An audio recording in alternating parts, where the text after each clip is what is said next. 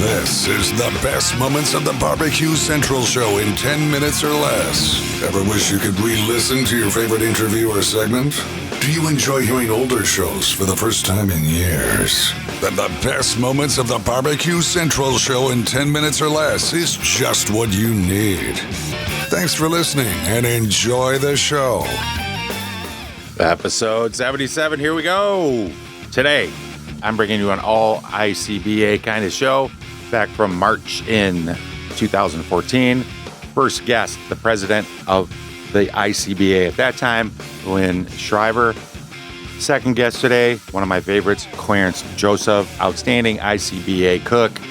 This is the show that pulled the curtain back a little bit for me and let me know a little bit more about the incredible organization, which is the International Barbecue Cookers Association. Here we go. Here's Greg and Lynn from March the 30th, 2014. You know, I said at the beginning of this year that when we got into the competition side of things in 2014, it wasn't just going to be KCBS. And I especially wanted to get more involved with the IBCA. Tonight we kick it off in fine fashion. And what leads to an all IBCA first hour. Let's go ahead and race over the hotline. Welcome current president of the IBCA, Lynn Shivers, joining me here on the show. Lynn, how are you? I'm doing fine, Greg, and how are you? I'm doing absolutely fabulous, Lynn. Appreciate you making time for the show tonight. And, I guess a couple different places that we could start here. But first, I guess for the people that don't know Lynn and kind of how you got involved with, I guess, competition in general, but then how that progressed into the IBCA stuff. Well, actually, my husband's hobby is the way I got started. And been involved ever since he got started in 85. So this is your husband's fault, basically, is what we can say. Yes. So when you get involved in just the cooking part of it, how does that, I guess, translate into deciding to get involved with an actual sanctioning organization and kind of building in from there? Well, he was one of 9 cooks that started the IBCA. And we needed someone to be involved in administering the judging. I volunteered, and the rest is history. All right, so when we look at the IBCA, I guess for the folks that aren't familiar with all the sanctioning bodies that are out there, and then certainly there's a number of them, does IBCA tend to live in a particular region of the country? Do you guys spread the wings and kind of get all over the place? Where's the sweet spot, and where does the growth look to go? We basically are based in Texas, but we have events from Mississippi to Hawaii. We actually have the only sanctioned event in Hawaii at this time. These contests, and let me back out just for a second. As far as if I was going to go and cook in an IBCA, if you could kind of break down what's expected of the cooks, what meats I'm going to cook, and how the judging takes place. Okay. We do basically 1/2 chicken, pork spare rib, and brisket. We do not allow baby backs. Brisket, we tell them exactly how many slices to put in the container. It can be between 1/4 and 3/8 inch thick. We do 7 pork spare ribs, unless we get into a larger event and over 50, and we turn in 2 half chickens, 9 ribs, and 9 slices of brisket. The judging is done by the general public. We ask them to look at the box, smell of it, look at it, taste of it, give it a score from 1 to 10, 10 being the very best. And they are judged on aroma, color, texture, taste, and overall. Is there a some of these sanctioning bodies have like classes or certifications. When you say it's done by the general public, can you show up to an event, ask if there's a judge slot open, and get a chair and get into that judge's tent? Yes, you can. How do you... We do not certify our judges. Basically, what you like in barbecue and what I like in barbecue would be totally different. How do you... I'm actually a big fan of your style of judging. I think if you're going to sit down, and I'm sure the KCBS and the FBA people are falling over and cursing my name right now. So here, my opinion is this. Like you just said, if I sit down and I take a taste of a rib and you take a taste of a rib, our flavor profiles or things that we enjoy on our palates are going to be pretty different. It's safe to assume. So why bother trying to tell somebody what should taste good or how it should taste to be scored a certain way when I know what tastes good to me and you know what tastes good to you? And if you put all these people together in a judge's tent, chances are a lot of people are going to cancel each other out, and like always, cream will rise to the top. Exactly.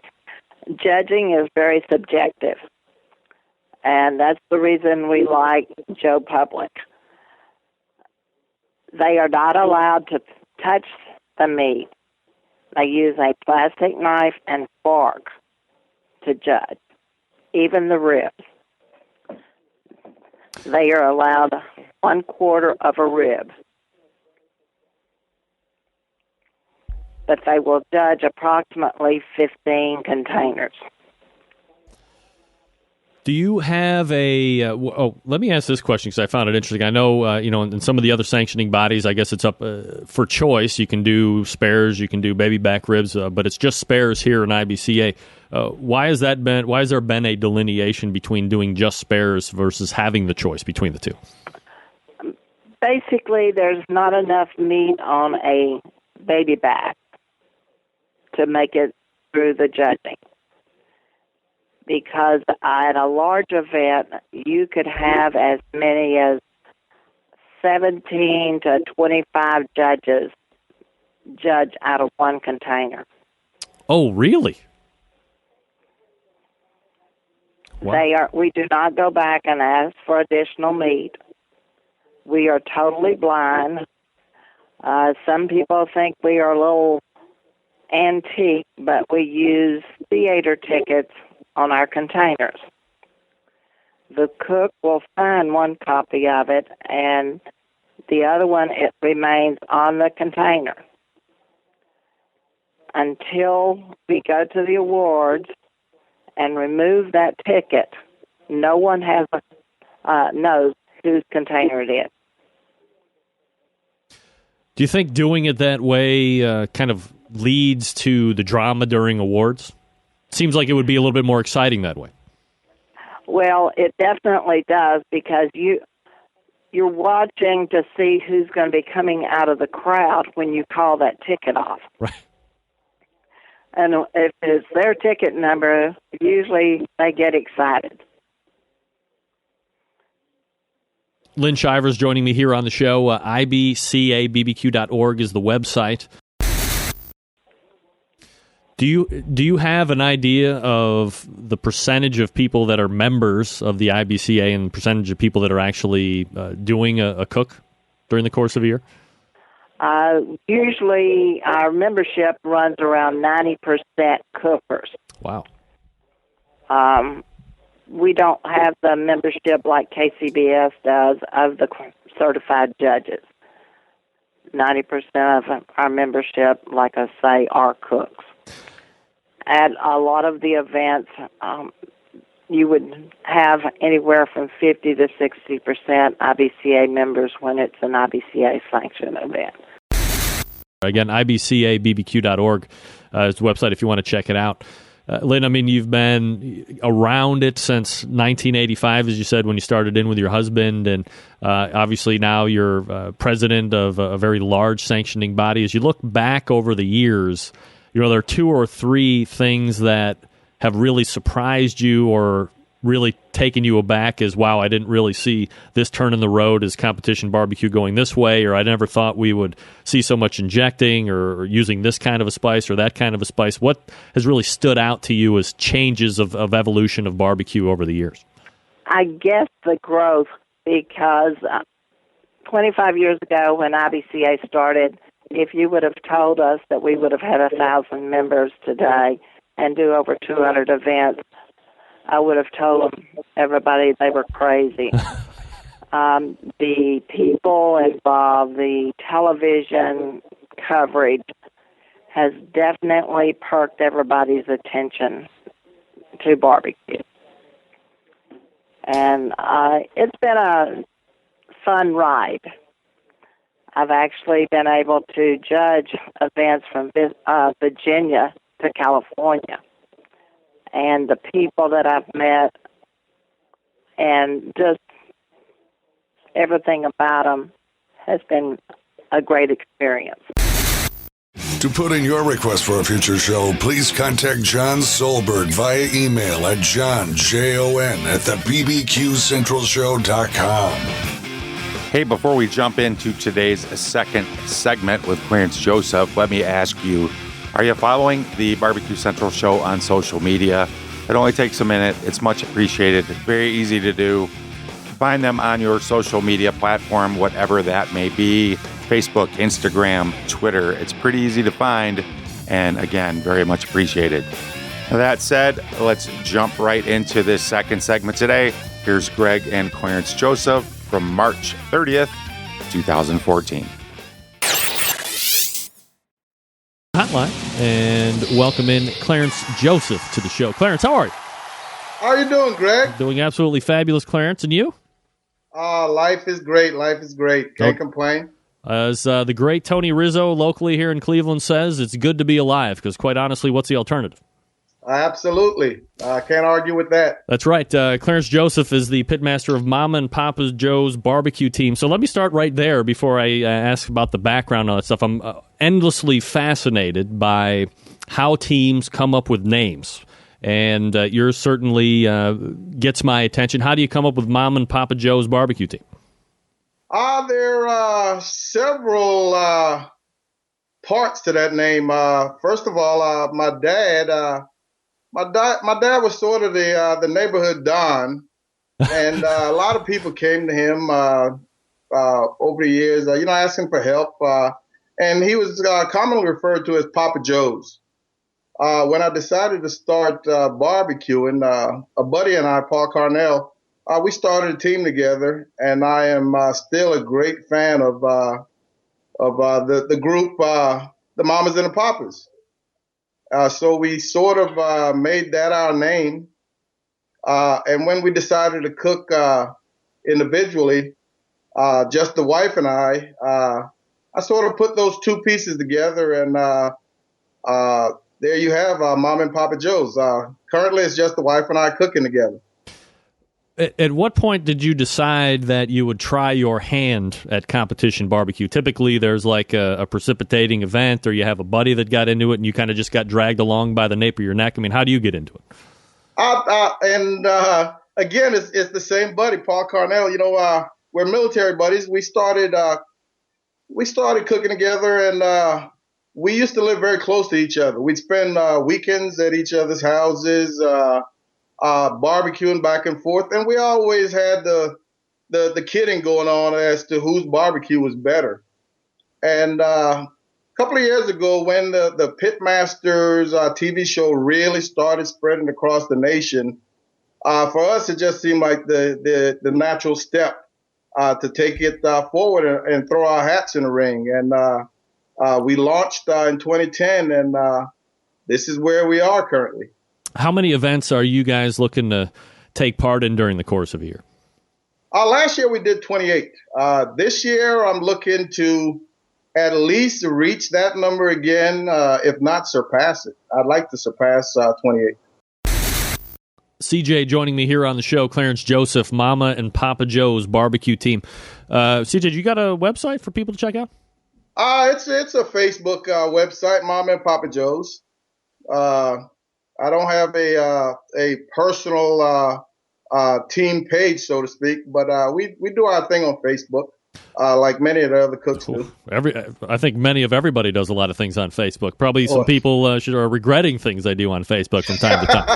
All right, so let me pick your brain just a little bit about, unfortunately, I think this show sometimes gets unfairly pigeonholed, and probably has something to do with me of being a KCBS show that deals a lot with these cooks. And I said, you know what, 2014 is the year where I really branch out and start to hit all the sanctioning bodies. And IBCA was one that I really marked off to try and get in and get the mindset of, there's different rules, there's not the same amount of meats that you're turning in. There's no garnish in boxes. A lot of the stuff that you hear on the show traditionally is stuff that isn't happening down in IBCA. So as somebody that is really familiar with the way things are cooked down there and the way competitions run, why do you like taking part in those? And I guess especially talk on the judging, where I could walk in and judge your food. I think there are just some awesome parts to KCBS cooking.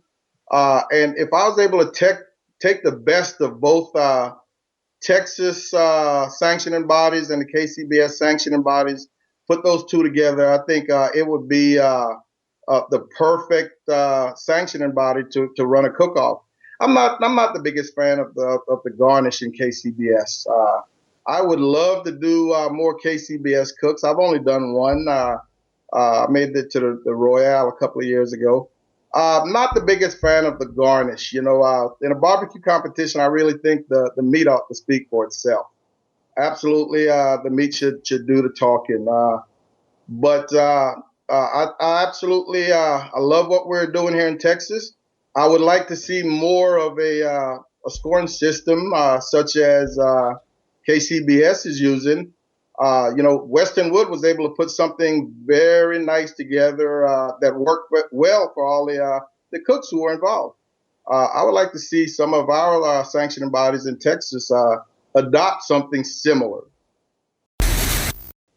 For the beginner or, the novice guy or the hack like me in the backyard, and obviously, you're pretty successful and you're probably getting a lot of questions all the time about, how can I make my barbecue better? What are some of the key things that you tell people when they approach you about some advice on, what can I do in the backyard that's really going to produce a good end product for my family or my friends? I think the best thing you can do in the backyard is to get somebody that's going to give you some truthful critique. Friends and family eating for free tend to tell you what you want to hear. You've got to find some friends that are going to be very brutal. My wife is one of those. I don't always like to hear what she has to say in terms of what I'm trying to get done.